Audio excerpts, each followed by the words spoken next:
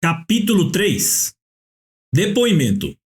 Se o diabo pudesse nos destruir quando bem entendesse, já teria nos eliminado há muito tempo. Antes de ler este livro, estava em uma fase de total ausência de comunicação com Deus.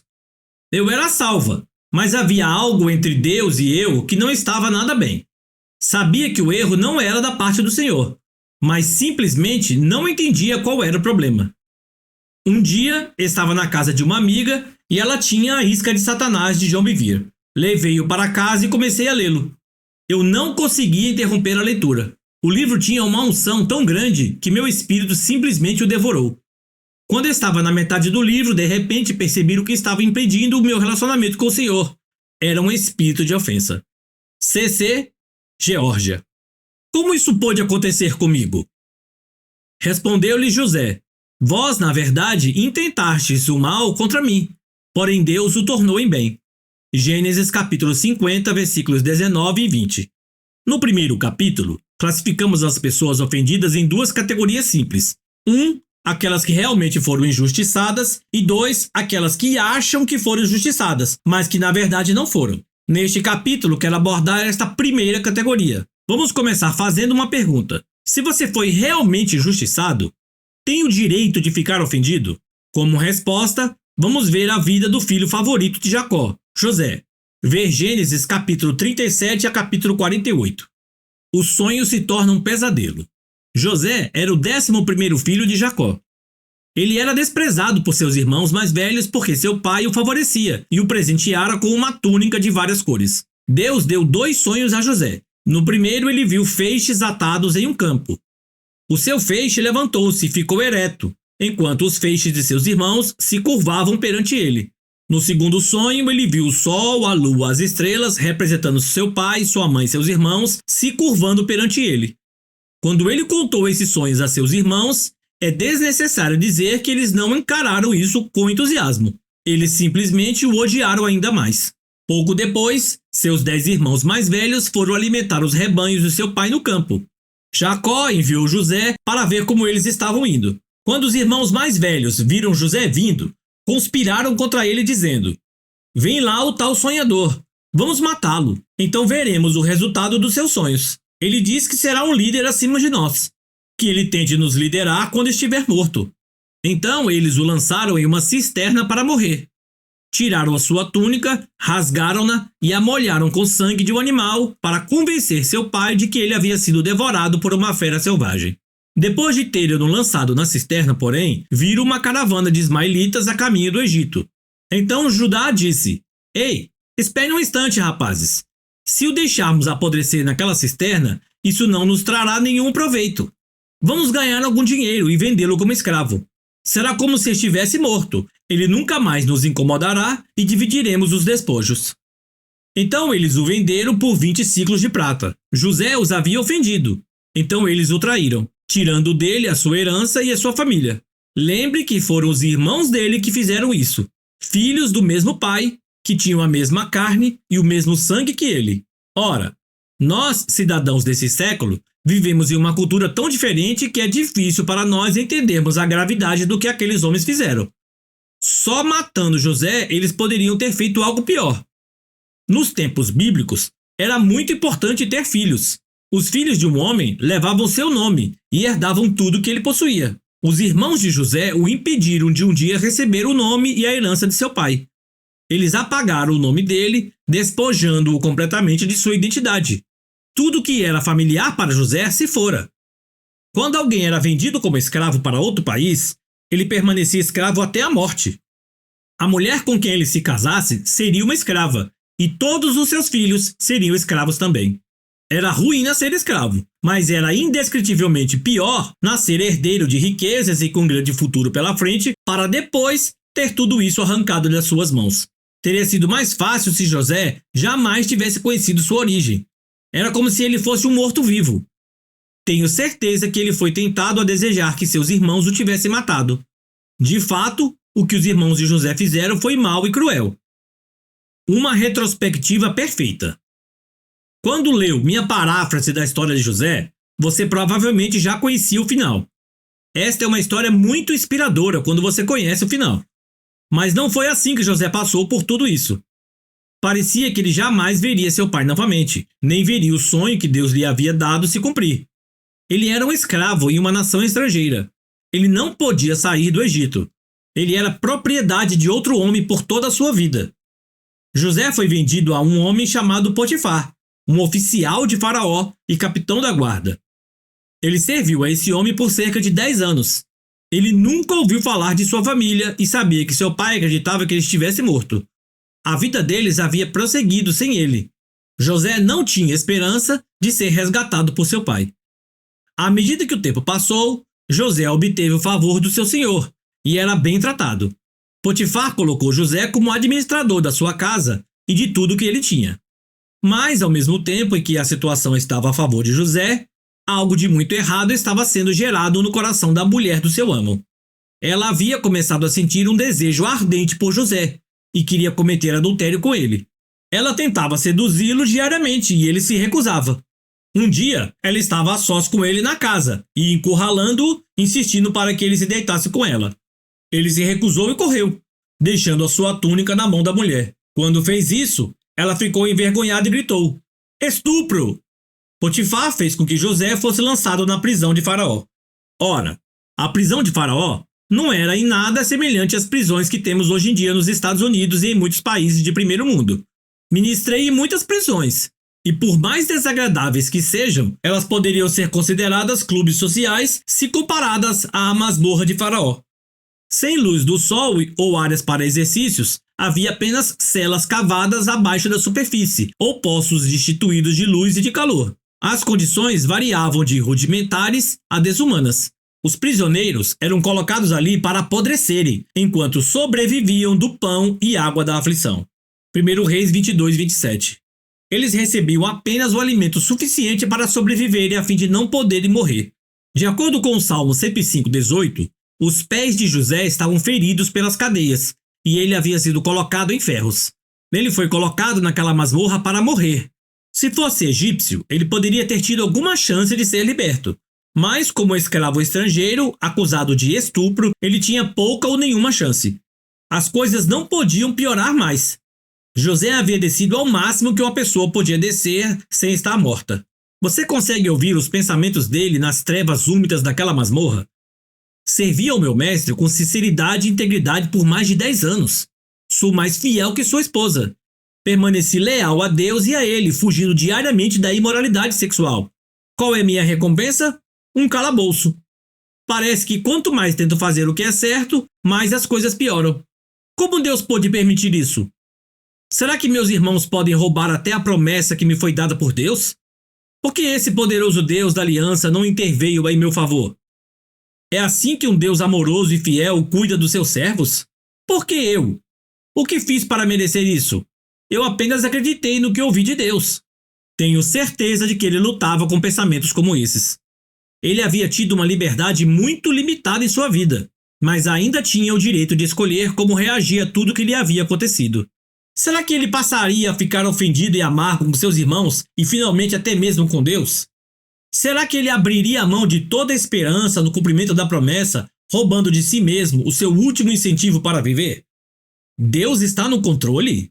Imagino que nunca tenha passado pela mente de José que aquele era o processo de Deus para prepará-lo para governar, até que esse dia chegou. Como ele usaria sua futura autoridade sobre os seus irmãos que o haviam traído? José estava aprendendo a obediência pelo que ele havia sofrido. Seus irmãos eram instrumentos habilmente forjados nas mãos de Deus. Será que José permaneceria firmado da promessa, buscando a Deus para conhecer o seu propósito? Talvez, quando José teve os seus sonhos, ele os tenha visto como uma confirmação do favor que estava sobre a sua vida. Ele não havia aprendido ainda que a autoridade nos é dada para servir, e não para nos separar. Geralmente, nesses períodos de treinamento, nos concentramos na impossibilidade das nossas circunstâncias em vez de nos focarmos na grandeza de Deus. Consequentemente, ficamos desanimados e precisamos culpar alguém. Então, procuramos aquele que sentimos que é responsável pelo nosso desespero. Quando encaramos o fato de que Deus poderia ter impedido todo o nosso infortúnio e não o fez, em geral o culpamos. Isso permanecia na mente de José. Vivi de acordo com o que eu sei a respeito de Deus. Não transgredia a seus estatutos nem a sua natureza. Eu só estava repetindo o sonho que o próprio Deus me deu. E qual foi o resultado? Meus irmãos me traem e sou vendido como escravo. Meu pai pensa que estou morto e nunca vem ao Egito para me procurar. Para ele, o fundo do poço eram seus irmãos. Eles eram a força que o havia lançado naquela masmorra. Talvez ele abrigasse pensamentos sobre como as coisas seriam diferentes quando ele estivesse no poder, quando Deus o colocasse na posição de autoridade que ele havia visto em seus sonhos. Como tudo seria diferente se seus irmãos não tivessem abortado seu futuro. Com que frequência ouvimos nossos irmãos e irmãs caírem na mesma armadilha de culpar alguém? Por exemplo, se não fosse por minha mulher, eu estaria no ministério. Ela foi um impedimento e arruinou grande parte dos meus sonhos. Se não fosse por meus pais, eu teria tido uma vida normal. Eles são culpados pela situação em que estou hoje. Como é possível que outros tenham pais normais e eu não? Se minha mãe e meu pai não tivessem se divorciado, eu teria sido muito mais feliz em meu casamento. Se o pastor não tivesse reprimido meu dom, eu estaria livre e desimpedido.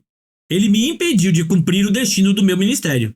Ele colocou as pessoas da igreja contra mim. Se não fosse pelo meu ex-marido, meus filhos e eu não teríamos todo esse problema financeiro. Se não fosse por aquela mulher na igreja, eu ainda contaria com o favor dos líderes. Com suas fofocas, ela me destruiu, assim como destruiu todas as minhas esperanças de ser respeitada. A lista é interminável. É fácil culpar os outros pelos problemas que você tem e imaginar como você estaria melhor se não fosse todas as pessoas ao seu redor.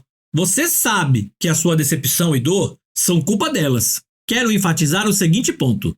Absolutamente nenhum homem, mulher, criança ou demônio pode jamais tirar você da vontade de Deus. Ninguém, a não ser Deus, tem o seu destino nas mãos. Os irmãos de José tentaram seriamente destruir a visão que Deus havia dado a ele.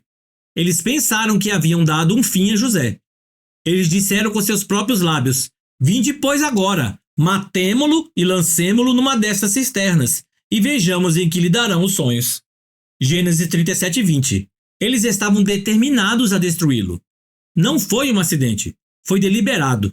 Eles não queriam que houvesse qualquer chance de que ele tivesse êxito.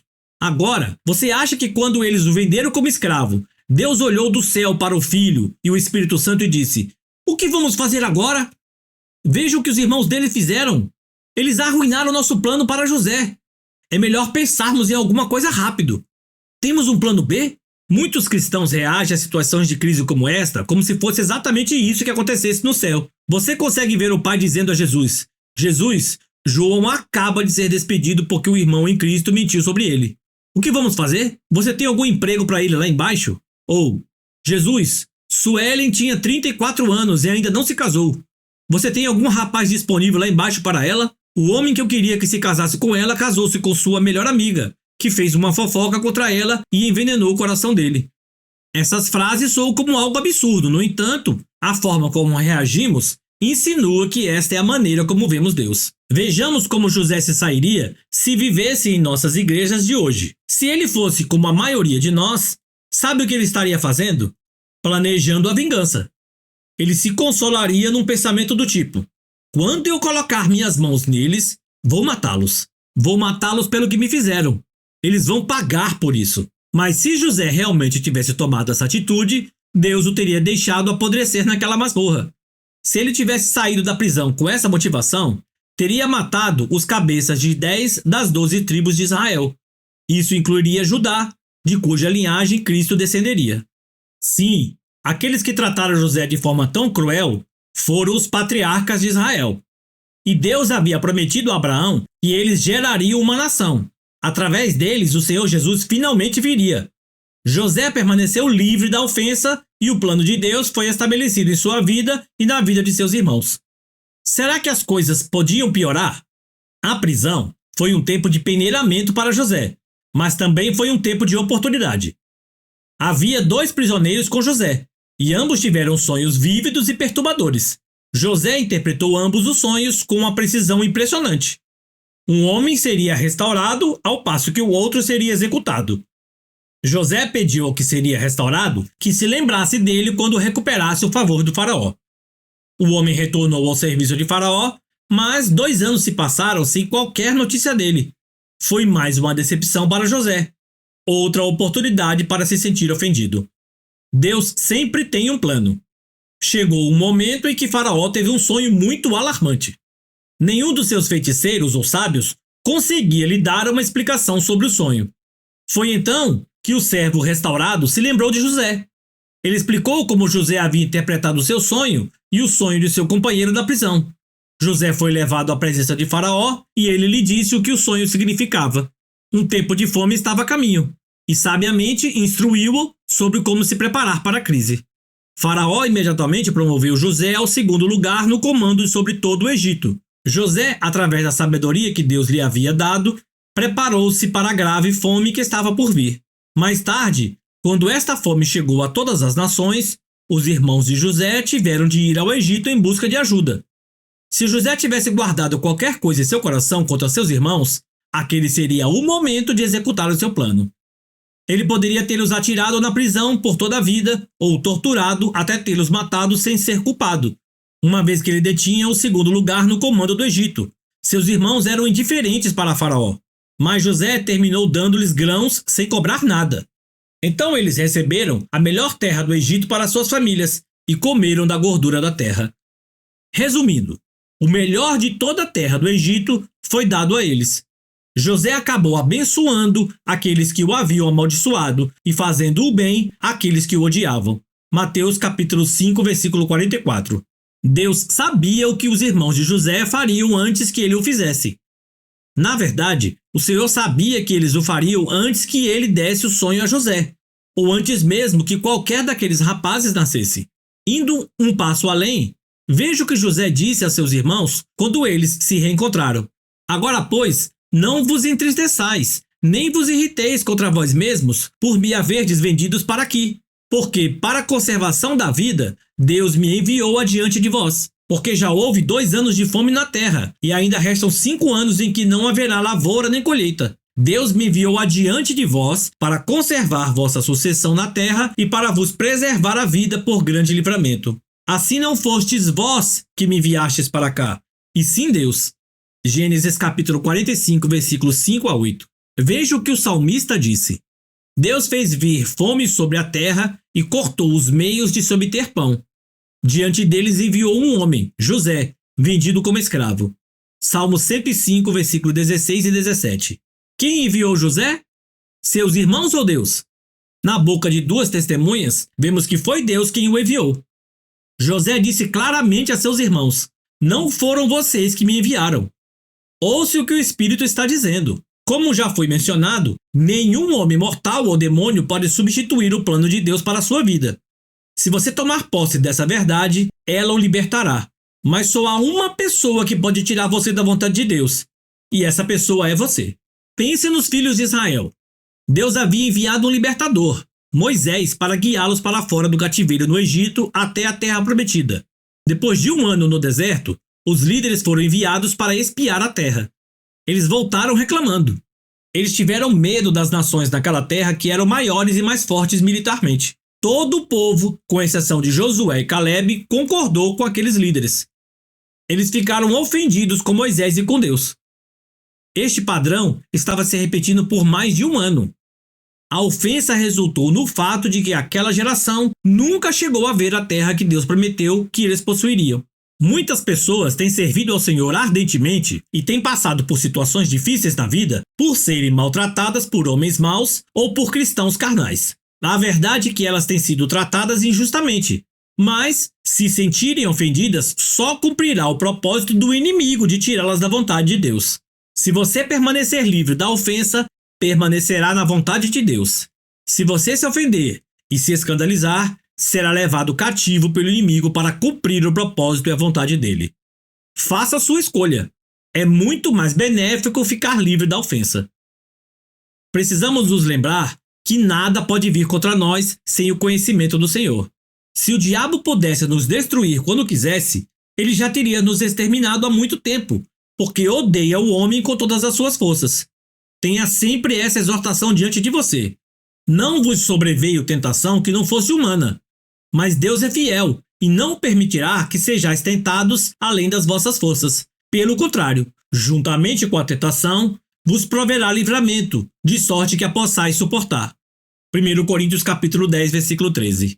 Observe que a palavra diz livramento, e não um livramento. Deus já viu cada circunstância adversa que encontraremos, independentemente do tamanho, e Ele tem o caminho planejado para nos livrar dela. E o que é mais impressionante é que, em geral, aquilo que parece ser o fim do plano de Deus, na verdade termina sendo a estrada para o seu cumprimento se permanecermos em obediência e livres da ofensa. Portanto, lembre-se, permaneça submisso a Deus, não se deixe ofender nem escandalizar. Resista ao diabo e ele fugirá de você. Tiago 4,7. Resistimos ao diabo, não nos sentindo ofendidos. O sonho ou visão provavelmente acontecerá de modo diferente do que você pensa, mas a sua palavra e as suas promessas não falharão. Somente a nossa desobediência é capaz de anulá-las. Outro tipo de traição. Poucas pessoas tiveram o tratamento que José recebeu de seus irmãos. Não teria sido tão doloroso se os seus inimigos tivessem feito aquilo. Mas aqueles que eram seus irmãos, sua carne e sangue. Eles eram aqueles que deveriam encorajá-lo, apoiá-lo, defendê-lo e cuidar dele. Poderia haver um cenário pior de maus tratos do que aquele que José suportou?